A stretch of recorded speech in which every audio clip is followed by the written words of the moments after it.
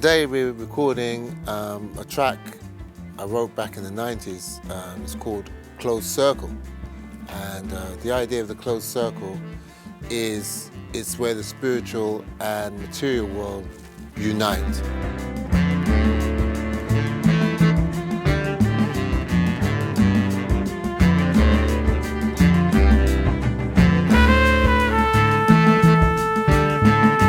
It was a dedication to the spirit of Stephen Lawrence, who was brutally murdered in a racist attack in Eltham. And I remembered writing this track and playing this track for his mother at the anti-racist festival in Greenwich.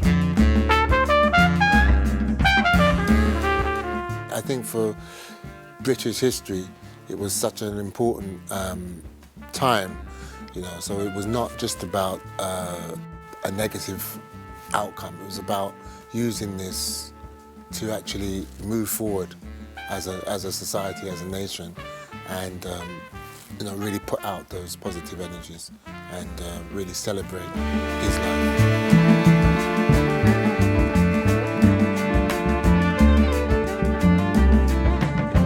When Lex came to me and he said, I really want to do this track, I initially thought, well, we've done it.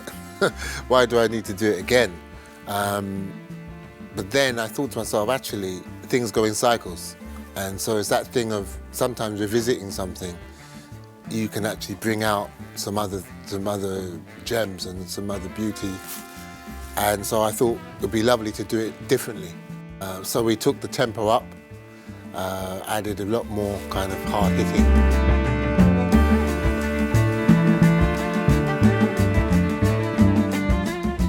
So the band is Indigo, and the idea of the Indigo, at the time when we gigging and recording, that lineup wasn't really so prevalent in the London scene.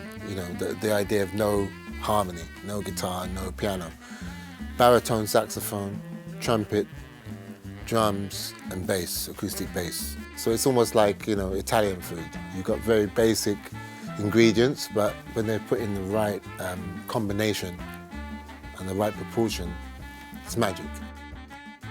So we've got Tony Kofi on baritone saxophone. I've known him over 25 years. And, we grew up together, practicing together, learning together, hanging out at gigs and studying together. So it's really a natural situation to work with him in any situation. And then Tom Skinner, the wizard of the drums. When he was started with Indigo, he was 18. Just to see the way that he's blossomed and formed his own groups and is an inspiration.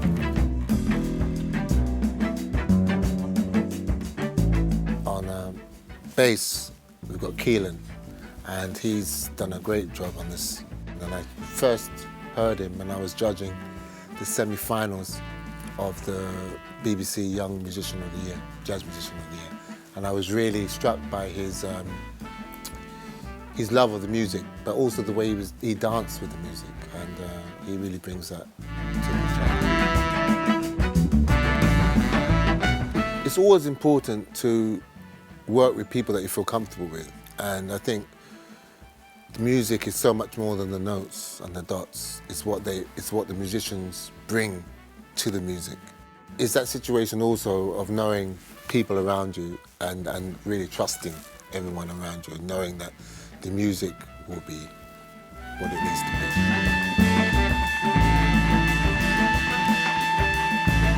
But I think Blue Note for me has always been the pinnacle of jazz, and all the artists that were on there, Art Blakey, Lee Morgan, Freddie Hubbard, Donald Byrd, it's like the legacy, Herbie Hancock, the legacy of music on that label has always been an inspiration.